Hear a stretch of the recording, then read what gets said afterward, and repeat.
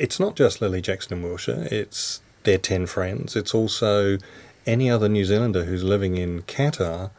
We don't want this to happen to anyone. We don't want people to feel that there is no justice and that there's no one looking after them. Can we talk about what the appeal court decided? And I think most fascinatingly, and this is me saying this, not you, but most appallingly, was the evidence that they excluded. What did the appeal court rule as inadmissible? The appeal court ruled all evidence submitted by the families was inadmissible because we couldn't be plaintiffs as well as victims, and the entire case hinged around the fact that the nursery was a nursery, which we proved with all of our documentation signed by the defendants, and without that they were able to stand up and say it wasn't a nursery.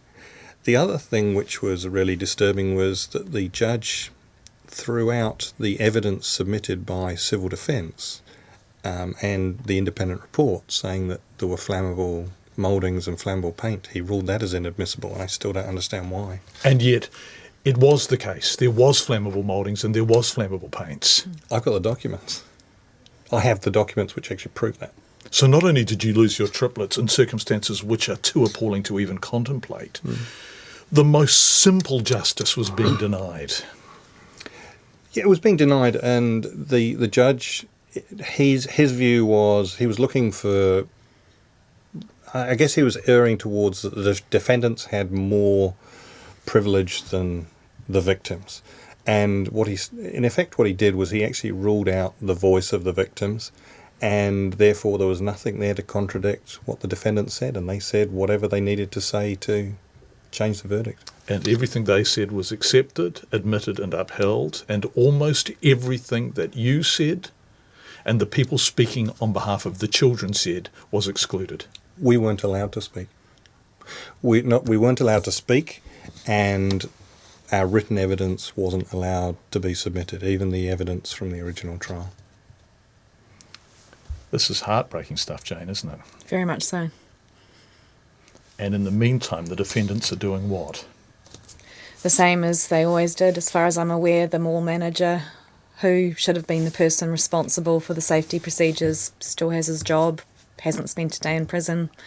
The owner of the nursery, who also should have been responsible for making sure there was proper evacuation procedures in place. Again, her and her husband, the wife and Qatar's ambassador to Belgium, they are still in their position overseas there. There's been nothing that has had them take any responsibility or ownership. We've never even had an apology or any type of, we're so sorry this happened, this is what we're going to learn from it. You haven't even had an apology? No. Fire exits blocked? Mm-hmm. Flammable materials used? Mm-hmm. That are still there. The flammable materials and paint are still there, and the mall has not replaced those. So after all of this, after the exhaustion and then the elation, I guess, of getting Parker and Poppy, and the tenacity and the singularity, particularly, Martin, of your pursuit of some kind of justice, what do you hope for now? I guess we do hope for some level of justice. We were never, from the start, we didn't expect, even if a verdict was given, a sentence was given, we didn't expect them to go to jail. I guess at least having a verdict that says you are accountable, you are responsible, that is what I would like to see, that somebody's held accountable. Whether that translates into some form of punishment, that's not really the issue for me. I want that somebody's held accountable and that people actually realise that they can't do this. Buildings have to be made safe, the public have to be taken care of, and that it won't happen again.